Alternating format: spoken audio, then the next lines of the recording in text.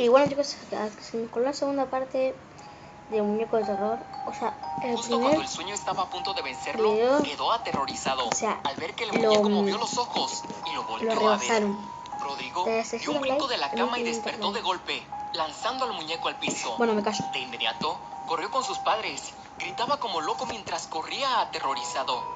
Cuando llegó termine el a la video les digo habitación algo. de sus padres, ya tenía la luz encendida por sus gritos.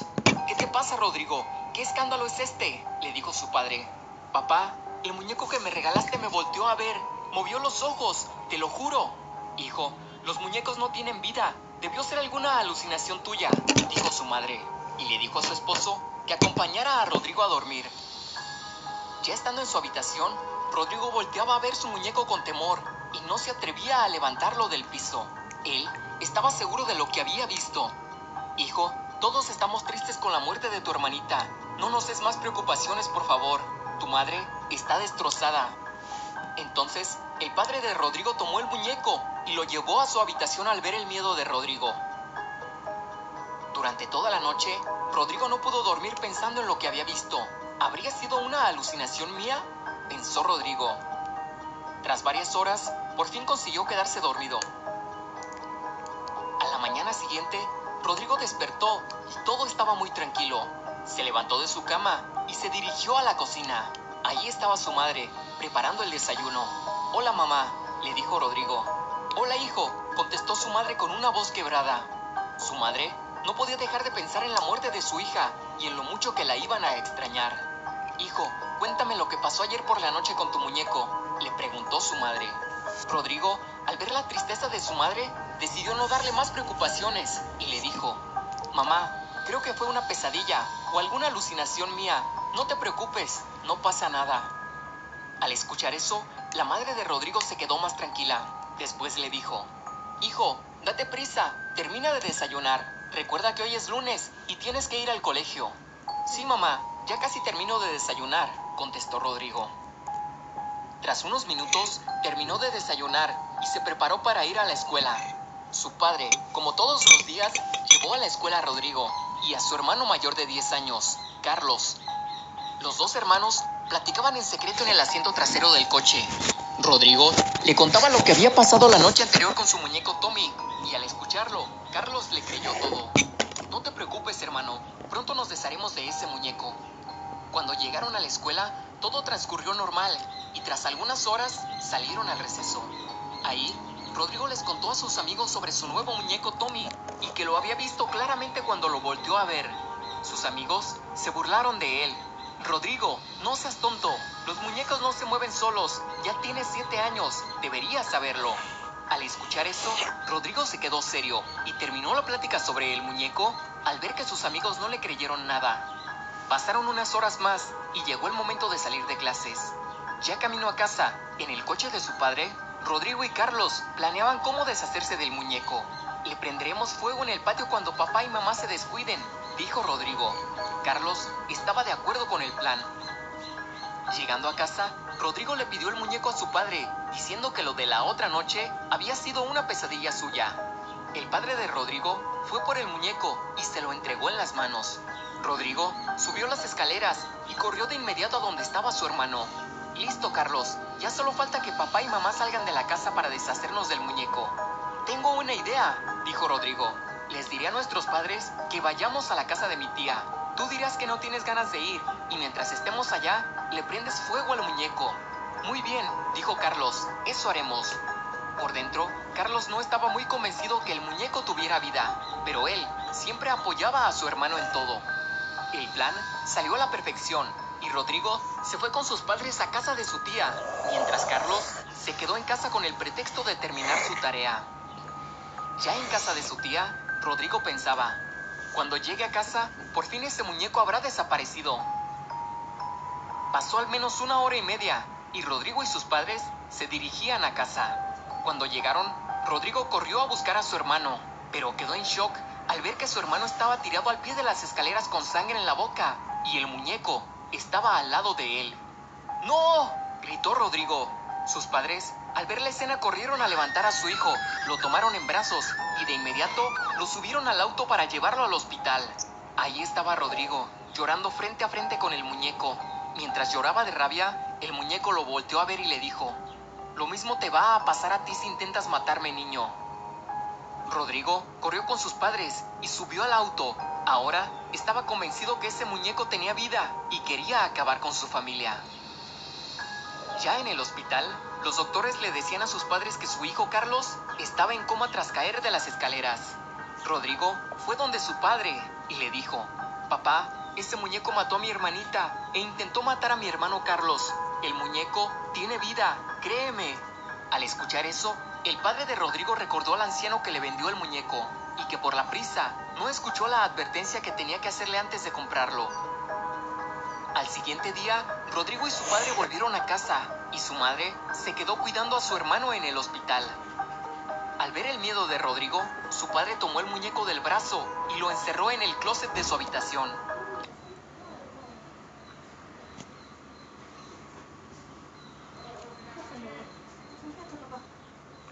Conrad, ¿qué pasa?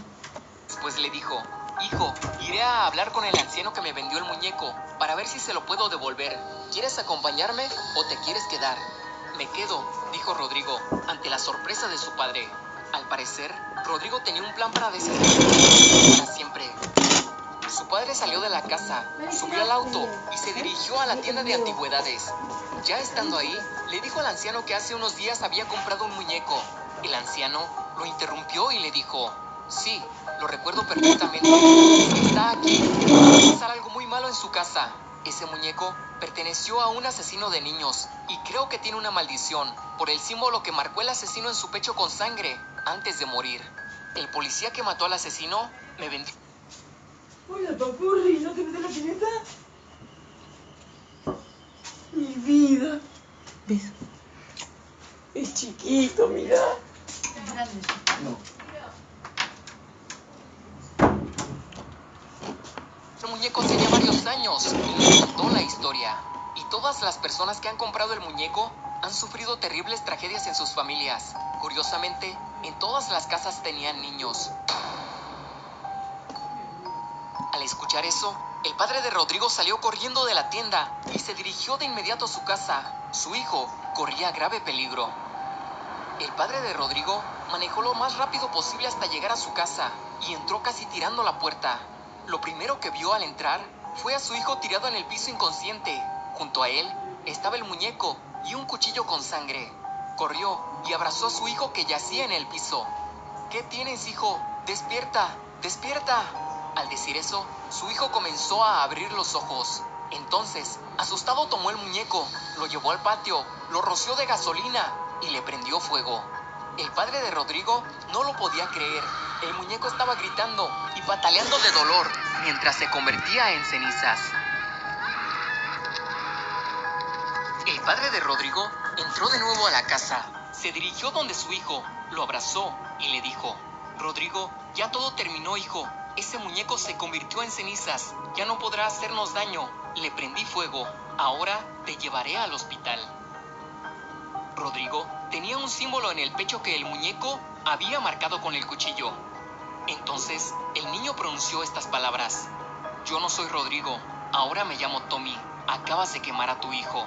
Por fin, logré salir del cuerpo de ese muñeco». Esas fueron las últimas palabras que escuchó el padre de Rodrigo antes de que Tommy le clavara un cuchillo en el cuello.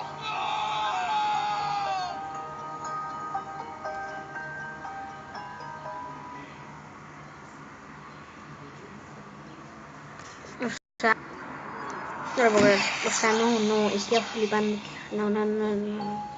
Te lo juro. Hola, me llamo Jorge y tengo 16 años. Me acabo de mudar a México, más concretamente a la ciudad de Morelia, en el estado de Michoacán. Dicen que esta ciudad es muy peligrosa, pero después de vivir en Venezuela, el peligro para mí es el pan de cada día. Yo y mi madre escapamos de Venezuela en busca de una mejor vida, ya que en Venezuela, mirada era intrigante y llena de misterio. Sin aparentar miedo, me di media vuelta y entré a mi casa, pero por dentro, el miedo me había invadido totalmente. Ese señor es muy raro y al parecer no tenía familia, cosa que lo hacía más misterioso. Después de unas horas, por fin llegó la noche y con ello la hora de cenar con mamá, ya que siempre llega a las 8:30 de su trabajo. Estábamos cenando y viendo el noticiero como de costumbre. Las noticias anunciaban la desaparición de 2 menores, un chico y una chica. Pero lo que nos sorprendió a mí y a mi madre fue que nuevamente las desapariciones eran muy cerca de donde vivimos, una de ellas del mismo barrio. Por fin terminamos de cenar, y tras esto, llegó la hora de ir a dormir. Les confieso que no pude pegar el ojo en toda la noche, y para colmo, tenía que ir a la escuela temprano por la mañana. En la escuela, todos tenían el mismo tema de conversación, y más, porque uno de los menores desaparecidos era estudiante de esa escuela. El pánico se había apoderado de todos, tanto así que hasta tenían personas vigilando la escuela a la entrada y salida de clases. En la escuela, tengo pocos amigos, 2 para ser exacto. Siempre es difícil ser el chico nuevo de la escuela, y más cuando tienes una manera distinta de hablar y distintas costumbres. En fin, mis 2 amigos se llaman Roberto y Cristian. Solo a ellos les conté sobre el señor misterioso que siempre me observa de una manera muy inusual. Ellos solo se rieron de mí y me dijeron: Jorge, en todos lados hay gente sola y amargada. Ese señor debe ser el típico vecino amargado que hay en cualquier calle. Cuando me dijeron eso, me puse a pensar y me dije a mí mismo: tienen razón, me estoy preocupando de más por un insignificante vecino. Pero esa confianza desaparecería al llegar a casa, cuando me percaté que el vecino me observaba fijamente antes de abrir mi puerta. Por más que intentaba olvidarme del vecino misterioso, él se encargaba de hacerme saber que existía. Mi tranquilidad volvió cuando mamá llegó del trabajo. Por fin me decidí y le conté sobre el vecino misterioso mientras cenábamos. Le conté que siempre me observa por su ventana y que eso me hacía sentir muy incómodo. Ella me dijo: hijo, recuerda que ese señor vive solo y no debe tener mucho que hacer, por eso se la pasa mirando por la ventana. Viéndolo de la manera en que lo dijo mamá, todo se escuchaba muy coherente. Es solo mi imaginación. Ya era de madrugada y yo seguía despierto pensando en todo lo que me estaba pasando. En ese momento, se me ocurrió mirar por la ventana de mi cuarto. Esta vez, el vecino no estaba en la ventana, cosa que no me reconfortó, ya que justo cuando iba a quitar mi mirada de la casa del vecino, se abrió su puerta. Era él. Estaba vestido totalmente de negro y salió de una manera muy sigilosa de su casa. Al parecer, no quería que nadie se enterara de lo que estaba haciendo, fuera lo que fuera. En ese momento, vinieron a mi mente las desapariciones de los menores que estaban ocurriendo recientemente. ¿Sería el vecino el asesino de menores?, me pregunté a mí mismo. Ahora el miedo que le tenía al vecino se convirtió en terror después de ver lo que había visto. Lo peor de todo es que no estaba seguro que el vecino fuera el asesino de menores y por lo tanto no lo podía delatar ante las autoridades. Después de mucho pensar en lo sucedido, el sueño me venció y me quedé dormido. Esa noche tuve una horrible pesadilla donde el vecino me perseguía, pero por suerte sonó el despertador justo cuando estaba a punto de atraparme. Me desperté muy agitado y lleno de pánico. Por suerte, había sido una pesadilla. Al regresar a la escuela, solo quería ver a mis 2 amigos para contarles lo que había visto. Al entrar a la escuela, vi a Roberto, pero al ver su cara, supe que algo muy malo estaba pasando. ¿Qué tienes, Roberto?, le pregunté. ¿Por qué tienes esa cara de tristeza? Con una voz quebrada y temblorosa me Estoy contestó: flipando. Cristian desapareció desde ayer ¿Qué? y nadie sabe nada de él. ¿Qué? ¿Sabes lo que eso significa? Todos los menores desaparecidos son encontrados sin vida. Al decir eso, Roberto rompió en llanto y por más que intenté no hacerlo, mis lágrimas rodaron sobre mi rostro. Lloraba de rabia e impotencia.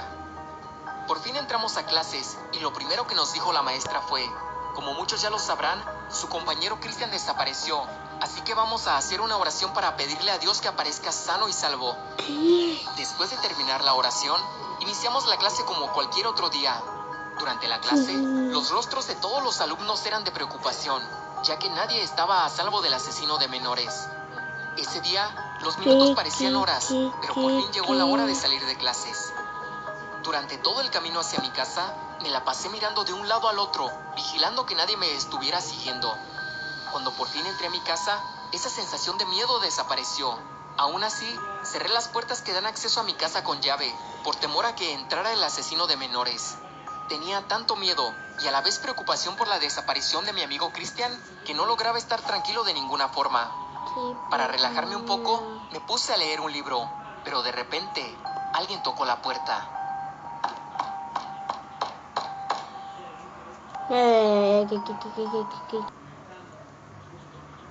Chicos, vamos a hacer 700.000 likes para la segunda parte.